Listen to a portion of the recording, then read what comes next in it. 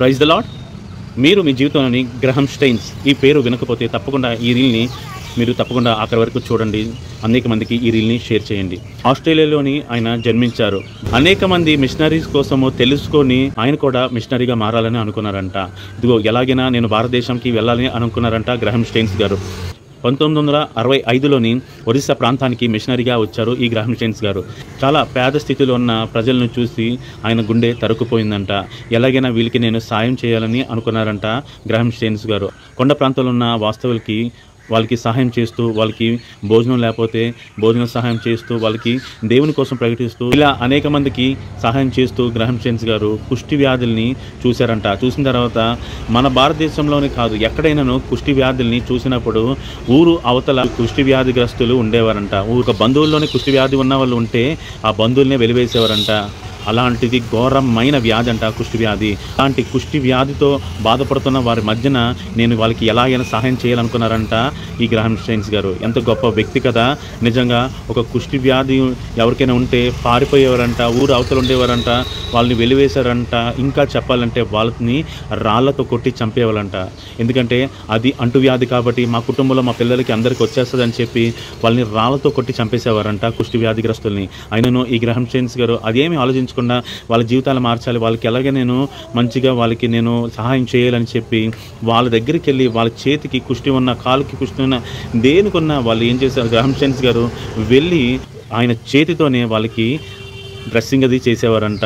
వీళ్ళందరికీ ఎలాగైనా ఒక ఇల్లు అనేది ఉండాలని చెప్పి లెప్రసీ వాళ్ళందరికీ ఒక పెద్ద హోమ్ని కట్టారంట ఈ గ్రహం స్టెయిన్స్ గారు. తన జీవితాన్ని ఒరిస్సా ప్రాంతానికి అంకితం చేసుకున్నారంట. ఇంతమంది వ్యాధిగ్రస్తులు ఉన్నారు, ఇక్కడ ఇంతమంది లెప్రసీ పీపుల్ ఉన్నారు, వీళ్ళని ఎలాగైనా నేను బాగు చేయాలని చెప్పి నిర్ణయించుకున్నారంట గ్రహం స్టెయిన్స్ గారు. అలాగే మిషనరీ కోసం అనేక మంది వచ్చారంట. గ్లాడీస్ స్టెయిన్స్, గ్రహం స్టెయిన్స్ ఇద్దరు కలిపి ఆ కుష్టి రోగస్తుల్ని చక్కగా వాళ్ళని జాగ్రత్తగా చూసుకునేవారంట. వాళ్ళ కోసం హాస్పిటల్ కూడా కట్టారంట ఈ గ్రహం స్టెయిన్స్ అండ్ గ్లాడీస్ స్టెయిన్స్. వాళ్ళ మధ్యనే ఉన్నారంట. వాళ్ళు చాలా ఆనందించారంట. మాకు ఇంత తిండి కూడా పెట్టేవారు కాదు, వాళ్ళ బంధువుల్లోని ఎవరైనా కుష్ఠరోగులు ఉన్నారని ఎవరైనా చెబితే చాలు బంధువులందరినీ వెలివేసేవారంట. అంత ఘోరమైన స్థితిలో మమ్మల్ని చూసేవారు. కానీ మీరు మా మధ్య నుండి మీకు 3 పిల్లలున్నా కూడా వాళ్ళకి అంటుకుంటారా, అంటు వ్యాధి కాదు కాబట్టి ఇది వాళ్ళకి అంటుకుంటారా లేదా అని మీరు ఆలోచించకుండా మా మధ్యన వాళ్ళు కూడా మీరు ఉంచి ఇంత గొప్ప సేవ మీరు చేస్తున్నారు కాబట్టి మీరు గొప్పవాళ్ళు, మీ దేవుడు ఇంకా గొప్పవాడు అని చెప్పారంట అక్కడ ఉన్న ప్రాంతంలో ఉన్న ప్రజలందరూ. ఇప్పుడు గ్రహం స్టెయిన్స్ అండ్ గ్లాడీస్ స్టెయిన్స్ అన్నారంట, ఇది మా ప్రేమ కాదు, యేసుప్రభు ప్రేమ.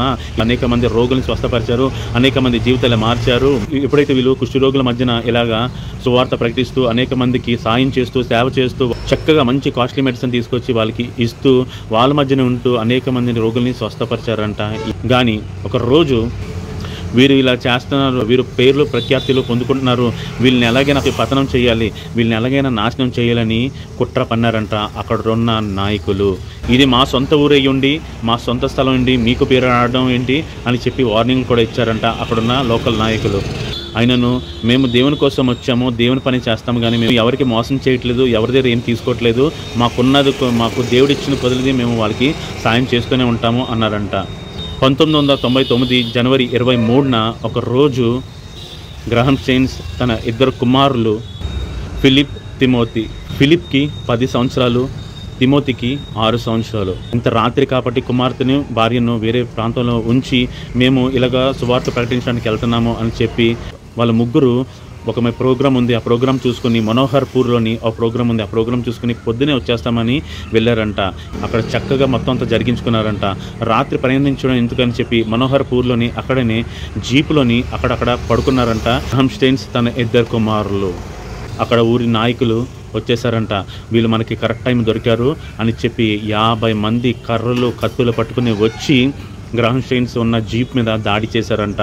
గ్రహం స్టెయిన్స్ అన్నారంట లోపల నుంచి, మీరు చంపాలనుకుంటే నన్ను చంపండి, కానీ నా పిల్లలు వాళ్ళకి ఏమీ తెలియదు, దయచేసి వాళ్ళని మాత్రం విడిచిపెట్టండి అని అన్నారంట. గ్రహం స్టెయిన్స్ గారు లోపల నుంచి బతిమాలుకుంటున్నారంట, మేమేం చేస్తాము, కుష్ఠరోగులకి మేము సాయం చేద్దాం, సేవ చేద్దామని వచ్చాం కాబట్టి మమ్మల్ని దయచేసి విడిచిపెట్టండి అన్నప్పుడు గ్రహం స్టెయిన్స్ గారు మాట్లాడుతుండగానే వాళ్ళందరూ జీప్ అంతా పెట్రోల్ వేసేసారంట. అప్పుడు గ్రహం స్టెయిన్స్ గారు చేతులెత్తి మొత్తుకున్నారంట. వాళ్ళు బయటకు వస్తుండగా వాళ్ళందరినీ పొడి చేసి వాళ్ళు అరుస్తున్నారంట, ఏడుస్తున్నారంట. పాపము ఎంత బాధ వ్యాధంతో రోధిస్తున్నారంట. అయినను సజీవ దహనం చేశారంట. నిప్పు పెట్టి జీపునంతటిని ముగ్గురిని తగలబెట్టేశారంట. ఎంత ఘోరమైన స్థితి కదండి. దేవుని కోసం ప్రకటించడానికి వచ్చారు, కుష్ఠరోగుల్ని బాగు చేయడానికి వచ్చారు, అనేక మందికి సేవ చేయడానికి వచ్చారు ఈ గొప్ప కుటుంబము. ఎప్పుడైతే గ్లాడిస్ స్టెయిన్స్ గారికి తెలిసిందో ఈ వార్త, ఆమె తల్లడిల్లిపోయి చాలా ఏడ్చిందంట.